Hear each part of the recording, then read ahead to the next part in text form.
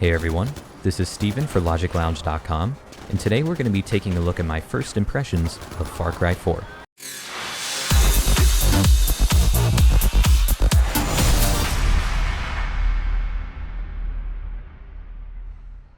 Far Cry 4 is the latest installment to the very successful Far Cry series developed by Ubisoft.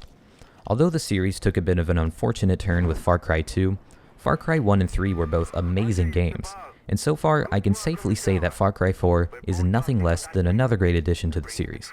The plot of Far Cry 4 actually has me quite captivated, which is pretty rare considering the fact that a lot of these modern combat games tend to overlook the importance of an interesting story.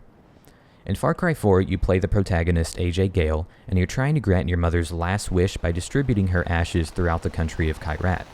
And of course, in the process, you get involved in a battle between a group known as the Golden Path and an army run by pagan men. Now, I haven't finished the campaign as of yet, so I can't fairly pass judgment on the entire story, but so far I'm thoroughly entertained. And after Far Cry 3, I didn't think Ubisoft could possibly match Voss in terms of quality of character. But I was wrong. There's no doubt that Ubisoft knows how to create quality villains. One thing that I noticed is the fact that many players aren't too fond of the plot in this game, and it feels as though it's rather boring. Maybe I'm just easily entertained, but I disagree. With the entire Far Cry series being an open-world shooter, you have a lot of freedom to roam around the map and play the game at your own pace. This open-world concept is something that I think Far Cry 4 executes very well. At no point have I felt as though the gameplay is excessively linear or that it babies the player in any way. You can fly, drive, or walk anywhere at any time and do whatever you want.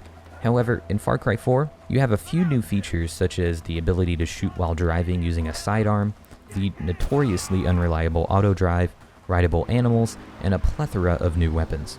As with Far Cry 3, I'm particularly fond of how the game allows you to sneak around enemies. It's incredibly satisfying to take down a group of bad guys without making a sound or sounding off any alarms. It's an entirely new skill that has to be developed as you progress throughout the game. Now let's talk about the cooperative mode in Far Cry 4. Unlike the game's predecessors, Far Cry 4's co-op mode is open world. Rather than a simple increase in enemies and a linear map, Far Cry 4 gives you the ability to work with a friend and decisively capture a base or just mess around and race each other with vehicles. I haven't spent a lot of time in co-op, but the concept itself seems like a dramatic improvement over Far Cry 3's co-op mode. The visuals in Far Cry 4 are, as expected, gorgeous. This game uses the Dunia engine, which was designed by one of the developers at Crytek. This engine features dynamic weather, dynamic fire, volumetric lighting, full day and night cycles, and a whole host of other great features.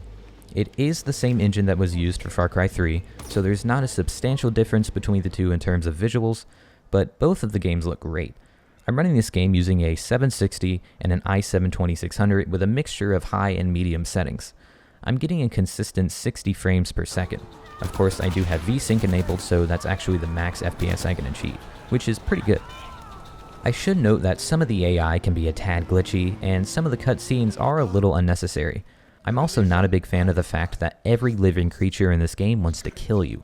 From the birds to the honey badgers, they're all out to get you. It just feels a little unfair and somewhat unrealistic.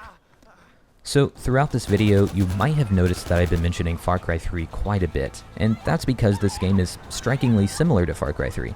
In fact, to some people it probably just looks like the same game in a different location. I enjoyed Far Cry 3 enough to not get bored with Far Cry 4, but if Ubisoft tries to play it safe with another Far Cry game, I have my doubts about the future success of this series. Although this doesn't relate to Far Cry 4 specifically, another thing that I don't like is the fact that Ubisoft forces the player to use their proprietary software known as Uplay. Even if you buy the game via something like Steam, you're still forced to install Uplay and it'll launch every time you play the game. So, that's about it. If you've recently picked up Far Cry 4, be sure to let me know what you think of it in the comments. Also be sure to like this video as well as subscribe for more reviews. Thanks for watching, and I'll see you next time.